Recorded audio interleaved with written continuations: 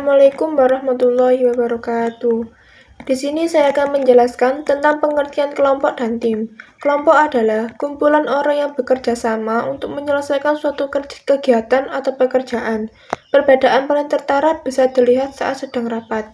Sedangkan tim adalah kumpulan dari beberapa orang yang memiliki keterampilan yang saling mendukung, berkomitmen pada tujuan yang sama, mengukur tujuan yang ingin dicapai, dan saling bergantung satu sama lain. Diskusi dalam rapat tim biasanya cukup terbuka. Setiap individu diharapkan menyumbangkan ide untuk memecahkan masalah. Keputusan dapat diambil bersama. Dalam kelompok, rapat digunakan untuk berkoordinasi. Pemimpin dalam kelompok akan mendelegasikan tugas kepada setiap individu dan komunikasi biasanya satu arah. Baik itu tim ataupun kelompok, masing-masing memiliki fungsi sendiri tergantung pada kondisi kerja yang dihadapi. Beberapa pekerjaan berintensitas tinggi akan lebih efisien dilakukan dengan kelompok. Saat menerapkan strategi yang matang, misalnya akan lebih produktif jika dilakukan dengan tim. Sebagai seorang pemimpin, penting bagi kita untuk mengetahui situasi seperti apa yang kita hadapi dan menentukan apakah pemecahan masalah dapat berjalan dengan tim adalah suatu kesatuan yang terdiri dari dua orang atau lebih yang berinteraksi dan berkoordinasi dalam suatu pekerjaan dan usaha untuk mencapai tujuan tertentu. Kerjasama tim yang baik diperlukan untuk dapat mendukung proses pencapaian tujuan perusahaan. Lalu perbedaan antara kelompok dan tim. 1. Orientasi tugas. Tim memerlukan koordinasi tugas dan kegiatan demi mencapai tujuan bersama. Sedangkan itu, kelompok tidak selalu fokus pada hasil tertentu atau tujuan bersama. Yang kedua, tingkat saling ketergantungan anggota tim saling bergantung karena mereka membawa seperangkat sumber daya guna menghasilkan hasil bersama. Sementara itu, individu dalam suatu kelompok bisa sepenuhnya terputus satu sama lain dan tidak bergantung pada sesama anggota. Yang ketiga, tujuan tim dibentuk untuk alasan tertentu dan dapat berumur panjang ataupun pendek. Sementara itu, grup atau kelompok bisa eksis sebagai fakta. Misalnya, suatu kelompok dapat terdiri atas orang-orang dari latar belakang etnis atau ras yang sama. Yang terakhir, tingkat struktur normal. Peran dan tugas anggota dalam sebuah tim ditentukan dengan cara mereka bekerja sama juga ditentukan, sementara kelompok umumnya jauh lebih informal. Baik, selanjutnya menciptakan tim yang efektif. Pertama, memiliki visi dan misi yang sama untuk menjangkau lebih jauh. Jelas bahwa hal pertama yang harus dicapai bersama rekan kerja lainnya adalah menyelaraskan visi dan tujuan. 2. Membangun kepercayaan. Kepercayaan adalah kunci sebuah tim, karena sulit untuk menjadi tim yang sukses jika anggotanya memiliki ketidakpercayaan yang rawan konflik. Dampaknya akan fatal yang bisa menjadi keurusan masing-masing. 3. Komunikasi lancar. Membuat komunikasi antar rekan kerja dalam tim berjalan lancar. Dengan begitu, dengan terbentuk budaya kerja yang positif yang nantinya bisa saling membantu seperti jika terjadi masalah atau kendala. 4. Mengadakan kegiatan bersama secara teratur. Terlihat sederhana, namun dengan melakukan aktivitas bersama baik di tempat kerja maupun tidak. 5. Memahami peran dan tanggung jawab. Dalam membentuk tim yang efektif, tidak mungkin setiap anggota atau rekan kerja memiliki tanggung jawab yang sama. 6. Meningkatkan kompetensi tim. Ketika dalam tim kerja kualitas setiap anggota tidak merata, jadi tidak ada salahnya untuk meningkatkannya melalui pelatihan. 7. Menghormati dan menghargai. Dengan berbagai karakter dan ide yang ada, setidaknya harus diawali dengan sikap yang bisa menghargai dan menghargai perbedaan yang ada. Terakhir, yang ke-8, melakukan evaluasi. Tolak ukur baik-tidaknya kerja tim adalah melalui evaluasi. Yaitu mengubah individu menjadi tim. Salah satu faktor yang mempengaruhi keberhasilan tim adalah faktor komposisi tim, yaitu tentang orang-orang yang tergabung dalam sebuah tim. Pada dasarnya ada 3 tantangan utama dalam membentuk individu menjadi pemain hebat. Yang pertama yaitu bagaimana menghadapi individu melawan tim.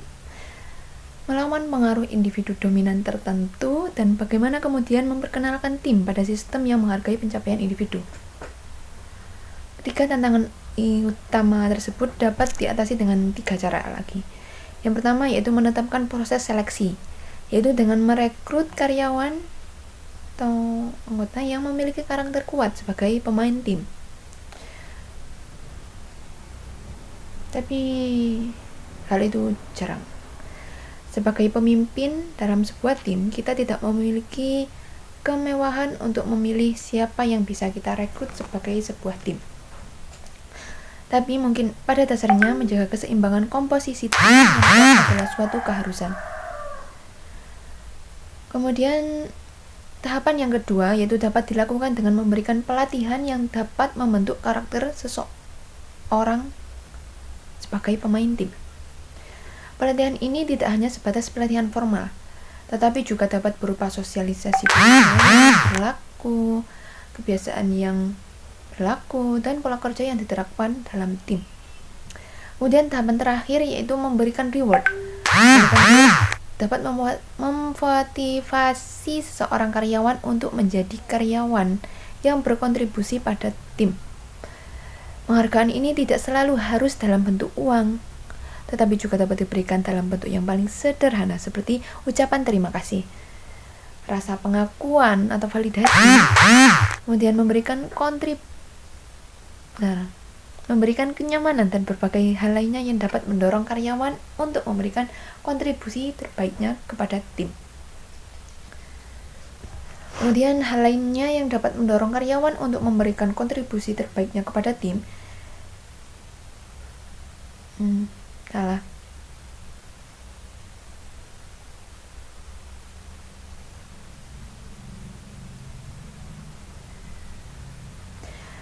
jika memang anggota tim yang ada tidak dapat berkontribusi seperti yang diharapkan, dan ada individu yang menonjol dalam pencapaiannya dan dapat mendorong yang lebih baik, maka tidak ada salahnya individu diperbolehkan selama tingkat konflik dipertahankan pada tingkat yang produktif dan bahkan destruktif. Tim dan kualitas manajemen.